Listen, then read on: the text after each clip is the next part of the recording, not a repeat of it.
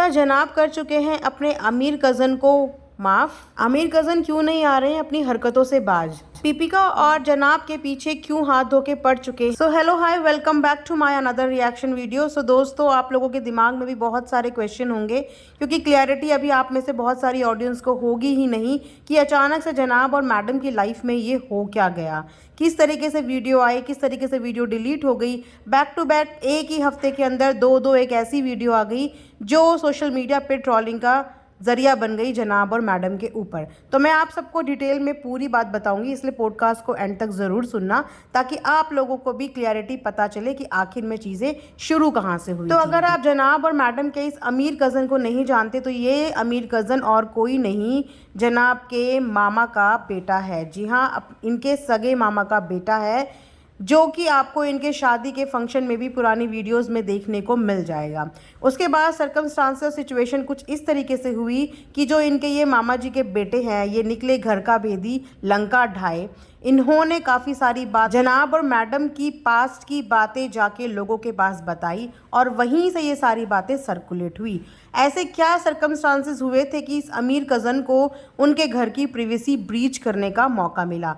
तो हुआ कुछ यूँ था, अक्सर हमारे परिवार में रिश्तेदारों के बीच में ये चीज़ होती है कि रिश्तेदारी में एक थोड़ा आगे निकल जाता है और पीछे निकम्मा रह जाता है, और उस निकम्मे को कुछ काम धंधा करना नहीं होता, लेकिन हाँ, उसको चाहिए होता है कि जो अमीर बन चुका है, जिसके पास पैसा आ चुका है, उसके पास से जितना पैसा हो सके उतना पैसा मांगता रहे। तो वही उसी कुछ प्रवृत्ति के थे ये अमीर कज़न, और इन्होंने भी इसी तरीके से बार बार जनाब और मैडम का दरवाज़ा खटखटाना शुरू करा पैसे मांगने के लिए। और जब एक स्टेज पे आके जनाब और मैडम हो गए फ्रस्ट्रेटेड, इरिटेट, तो उन्होंने इनको कर दिया साफ मना। बस फिर क्या था, इनके दिल में आ गई चिढ़, आ गया गुस्सा, और इन्होंने जाके उनके घर की बातें लोगों को बतानी शुरू कर दी।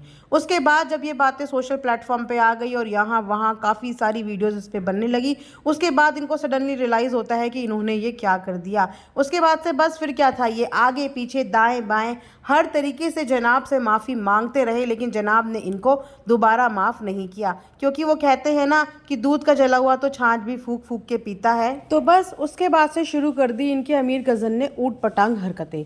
कभी तो ये इनके कमेंट सेक्शन में जाके माफ़ी माफ़ी माफ़ी के इतने सारे मैसेजेस करता है, आप चाहें तो खुद भी जाके इनके व्लॉग्स के नीचे देख सकते हैं।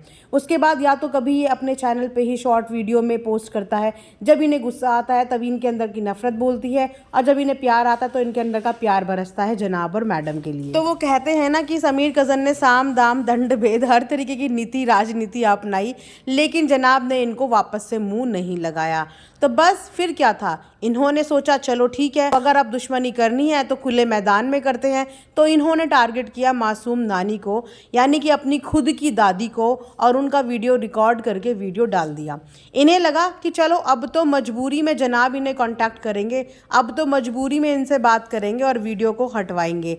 लेकिन जब 8-10 दिन हो गए और उसके बाद भी जनाब की साइड से कोई भी रिस्पॉन्स नहीं आया, जनाब ने कुछ भी बॉदर नहीं किया, तो फिर से इनके आमिर कज़न के खुरापाती दिमाग में एक और आइडिया आता है। एक ऐसा इनडायरेक्टली पोस्ट करते हैं जो कहीं ना कहीं जनाब को हिट हो गया, और वहां से जनाब की रेपुटेशन पे, इमेज पे बहुत बड़ा फर्क पड़ सकता था। क्योंकि जब बात नानी की वीडियो की थी तो उसमें जनाब की इमेज पे कोई फर्क नहीं पड़ रहा था, क्योंकि वहां पे बदनामी सिर्फ नानी की हो रही थी। लेकिन अब जो वीडियो डाली, उस वीडियो में डायरेक्टली इनडायरेक्टली जनाब के बारे में ही सब कुछ था, और वो चीज़ें जनाब के हेटर्स के लिए एक राम बाण हो सकती थी। इसीलिए जनाब ने शायद से फिर से वाया या खुद कांटेक्ट करके वो वीडियो को डिलीट करवाया। जितने भी अंधभक्त बार बार कमेंट सेक्शन में ये बोलने के लिए आते हैं कि इतनी नेगेटिविटी, इतनी हेट मत फैलाओ, so my dear lovely audience, ये नेगेटिविटी, ये हेट उन्हीं के घर के मेंबर द्वारा फैलाई गई है, और उन्हीं के घर के मेंबर द्वारा दीपिका मैडम के पास्ट के बारे में बताया गया है कि उनकी 13-14 साल की एक बेटी थी। उस बेटी की क्या हिस्ट्री थी वो मैं अपने पिछले पॉडकास्ट में बता ही चुकी हूँ। और जब सच्चाई आ ही गई थी, लोगों को पता चल ही गया था, तो एक तरीके से जो फेकनेस का चेहरा ओढ़े हुए मैडम और जनाब घूमते हैं, वो रियलिटी ऑडियंस के सामने आ ही गई कि किस तरीके का इनका पास्ट था और क्या क्या ये लोग पास्ट में कर चुके हैं। और उसके बाद जो ऑन कैमरा ये लोग इतनी बड़ी बड़ी बातें, ज्ञान की बातें करते हैं, प्यार बांटने की बातें करते हैं, तो ऐसे लोगों के मुंह से ये सब बातें डाइजेस्ट नहीं होती। बस वहीं से लोग अलर्ट हो गए और लोगों को असलियत पता चल गई कि असलियत एक्चुअली में है क्या, और वहीं से डिस्कनेक्ट होना शुरू हो गया मैडम और जनाब के व्लॉगिंग से।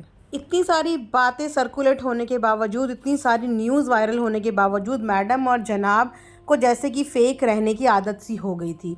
उन्होंने इस चीज़ को एक्सेप्ट ही नहीं किया और अभी तक भी वो इस फेकनेस का चोला ओढ़े हर दिन हमारे सामने लेक्चर और भाषण देते हुए नज़र आते हैं, जबकि अब काफ़ी ज़्यादा जनता इस बात से रूबरू हो चुकी है कि इनका पास्ट कैसा था और अब इनका प्रेजेंट कैसा चल रहा है। तो बहुत सारी घोलमाल झोलमाल रिश्तों में है। अभी तो कुछ ही चीज़ें सामने आई हैं, ऐसी इनसाइड स्टोरी बहुत सारी हैं जो हो सकता है आने वाले टाइम पे और ज़्यादा सामने आए और ज़्यादा पब्लिक को ये जानने का मौका मिले कि जिन इन्फ्लुएंसर्स को वो अपना आइडल मानते हैं, जिन इन्फ्लुएंसर्स को वो एक बेस्ट कपल, बेस्ट फैमिली मानते हैं, कहीं ना कहीं वो फैमिली बेस्ट नहीं है। इसीलिए किसी की भी अच्छी चीज़ें देख के इन्फ्लुएंस ना हो, ये जानने की ज़रूर कोशिश करें कि उसकी इनसाइड स्टोरी कैसी है। जो जैसा कैमरे में दिखता है हमेशा वैसा नहीं होता। बहुत सारी चीज़ें एडिटिंग होती हैं, बहुत सारी चीज़ें फेक होती हैं, बहुत सारी चीज़ें रियल नहीं रील होती हैं। और वैसे भी ये लोग मंझे हुए एक्टर हैं, तो इन्हें पता है कि रील कैसे बनानी है और रियल क्या दिखाना है। सो ये था मेरा आज का एक रिएक्शन आप सबके लिए। आई होप कि आप लोगों को पसंद आया होगा। पसंद आएगा तो लाइक शेयर एंड सब्सक्राइब करना बिल्कुल ना भूलें। And thanks for giving your time to earth mom Dehradun.